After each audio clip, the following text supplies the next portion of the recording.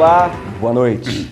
O programa Biografia desta noite tem um convidado muito especial. O convidado do programa Biografia desta noite é José Carlos Carvalho, presidente da Associação Comercial e Industrial de Ribeirão Preto.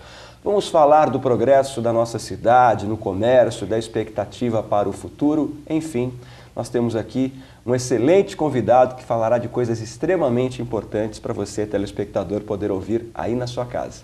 Desde já, o nosso obrigado pelo seu carinho e pela sua audiência. José Carlos Carvalho, para os íntimos Carvalhinho, de uma maneira muito querida, porque todo mundo chama você de Carvalhinho. Boa noite, finalmente é um prazer ter você aqui no nosso programa. Boa noite, Carvalho. Boa noite, eu acho realmente um prazer muito grande, tá? Eu estar aqui, né? Eu acho que a gente tem um prazer muito grande de relatar até a experiência que a gente tem de vida, a experiência profissional.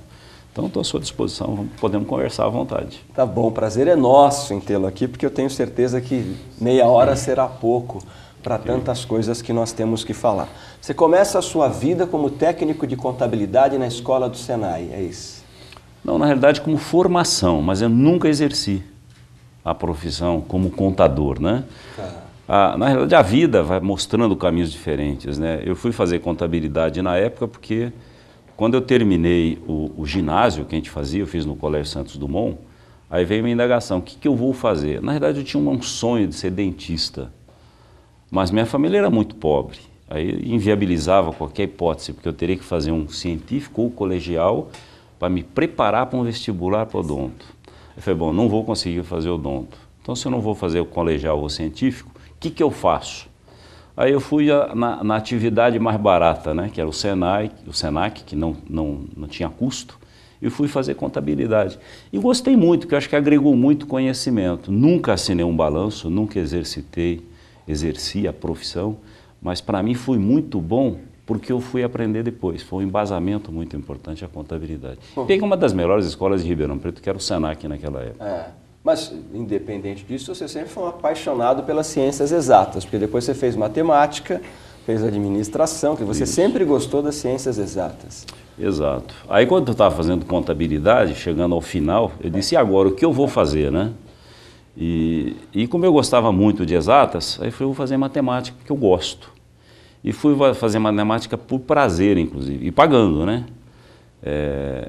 Só que quando eu estava chegando no terceiro, quarto ano, eu conversando com amigos meus que também faziam matemática e davam aula, eles diziam o seguinte, se quiser ganhar dinheiro, não se iluda com o cargo de professor, que você não vai ganhar dinheiro. Foi um balde de água fria. Eu pensei, olhei bem e falei, então vou terminar o curso, terminei e não fui dar aula. Aí fui fazer administração, porque nessa época eu já trabalhava na Embratel e eu verifiquei que com o curso de administração eu poderia ter uma sequência de profissional muito boa dentro da Embratel. E foi o que aconteceu. Eu fiz administração e fiz uma carreira muito boa dentro da Embratel como administrador, como gerente, como gestor, né?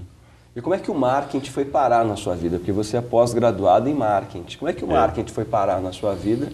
Você que ama tanto ciências exatas. O marketing foi parar por uma necessidade, porque eu gosto também dessa área. Então eu fiquei na Embratel muito tempo, trabalhei 28 anos, e quando eu estava para sair da Embratel, que eu decidi sair quando começou o processo de privatização, e eu falei, vou montar uma empresa de consultoria. Então eu me preparei para sair da Embratel. Aí eu falei, eu preciso realmente de um estudo na área de marketing, porque eu vou fazer o consultoria exatamente na área de gestão. Gestão de negócios na área de telecomunicações. Então eu saí da Embratel e fui fazer a especialização em marketing na Getúlio Vargas.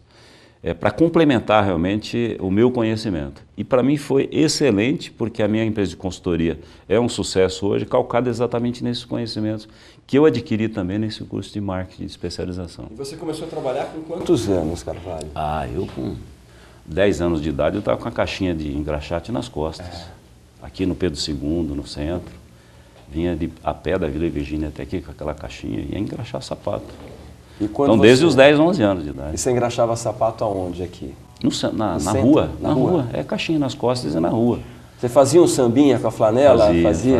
Até Isso brincava. É histórico, né? Os engraxados faziam um sambinha com a flanela, o sapato dos clientes. E é interessante que eu aprendi, e adoro samba, hein? Eu sou fanático por samba, principalmente escola de samba. Porque a minha infância, eu com 12 anos de idade, graças a Deus a minha mãe não gostava e não deu liberdade para gente. E eu ia escondido na escola assistir o desfile da escola de samba Meninos e Meninas lá de casa, que era da Vila Virgínia. Olha isso. Só que o ambiente realmente não era muito bom. E minha mãe segurava, graças a Deus. Mas nas escapadinhas a gente ia lá e via e aprendia a sambar exatamente na escola de samba. Então a gente brincava engraxando o sapato exatamente nessa linha. E a minha primeira promoção profissional foi como engraxate. E eu fiquei muito feliz por isso, que eu era engraxate de rua, com a caixinha, e de repente um salão de barbeiro, ali na Guatapará, onde tem o posto federal, onde o comercial jogava no Costa Coelho. Aí eu passava todo dia ali com a caixinha, aí ele me chamou um dia e falou assim, você não quer engraxar sapato aqui na barbearia? Eu falei, vou falar com meu pai, né? Aí conversei com meu pai conversou com ele, então foi minha primeira promoção. Deixei de engraxar na rua e comecei a engraxar no estabelecimento fechado, tranquilo, né? E meu pai ia todo sábado receber para mim, que eu não punha dinheiro na mão, né? Essa regra foi muito importante, né? Até para você dimensionar e dar valor a esse negócio. As pessoas hoje, no dia. Então essa foi a minha primeira promoção, quer dizer, deixei de ser engraxate de rua e fui ser engraxate numa barbearia. Foi fabuloso para mim, aprendi muito. Carvalho, aquele garoto de olhos azuis com a caixinha de engraxate, sonhava em ser o quê naquela época? Olha, eu sonhava em ser gente. A família era muito humilde. Meu pai, minha mãe eram semi-analfabetos, não fizeram nem o primário, né? Vieram da roça para cá.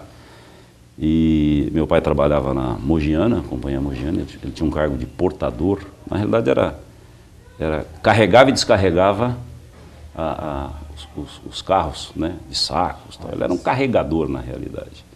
Ganhava muito pouco, mas ele sempre teve uma característica importante que eu aprendi muito com ele, que quando ele veio de Santa Rosa de Viterbo, que a gente morava lá, morava no sítio, para cá ele já veio com dinheiro para comprar uma casa. Então ele foi transferido da Mogiana de lá para cá, mas já comprou uma casinha simples, num bairro muito pobre, que era na Vila Virgínia naquela época, não tinha infraestrutura nenhuma. E minha mãe ajudava, minha mãe foi até boia fria, né? Minha mãe pegava caminhão de madrugada e ia cortar cana, né? Para ajudar no sustento da casa, né? Então não tinha como sonhar muito naquela época, né? Se eu falar que eu sonhava, eu também estou mentindo. Não, a gente queria ser gente, ter uma vida boa, né?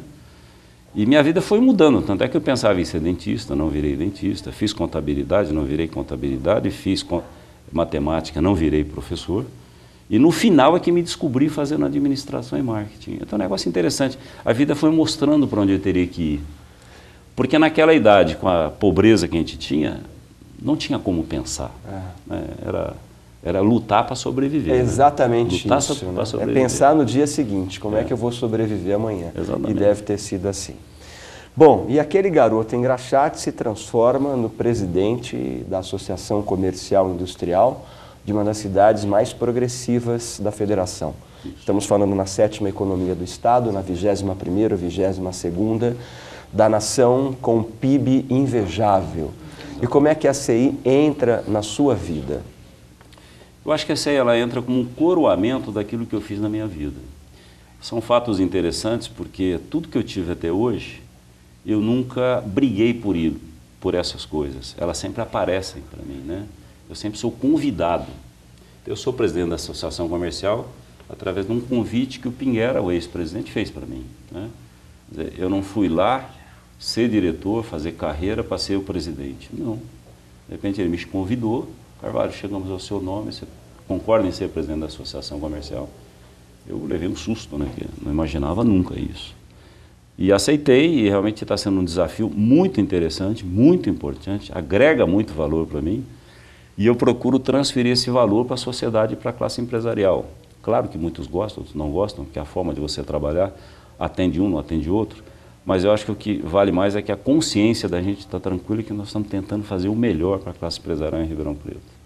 E um dia você imaginava chegar a essa posição? Não. Invejável posição, no bom sentido, inveja boa de ser o presidente de uma associação comercial? Não, nunca imaginei. Nunca? Nunca imaginei. Nunca. E você falou um negócio na questão anterior que é interessante, porque eu sempre gostei muito de futebol, né? Jogar futebol. E quando a gente jogava muito futebol, o futebol absorve tanto que você esquece de pensar em outras coisas, inclusive profissionais. Inclusive era uma discussão muito grande com a Cilinha, minha esposa, né? Porque chegava final de semana, ia para os clubes jogar futebol. Eu jogava sábado num clube, domingo de manhã num e domingo à tarde em outro. A gente tinha um fôlego para isso muito grande, nesses campeonatos internos. Isso depois que eu parei de jogar amador, né? Jogar varziano, amador. Só que isso tem um relacionamento muito grande para a gente. E isso fez com que eu conhecesse tanta gente que me ajudou na vida profissional, na vida pessoal. Então, quando fala de esporte, eu acho que o esporte é um integrador de pessoas, de relacionamento muito importante. Carvalho, o esporte tem uma função na sociedade, então eu sou apaixonado por isso, vivo disso, porque somente esporte é capaz de parar guerras, parar conflitos internacionais. Somente o futebol é capaz de colocar Irã e Estados Unidos lado a lado numa execução dos respectivos hinos nacionais numa Copa do Mundo.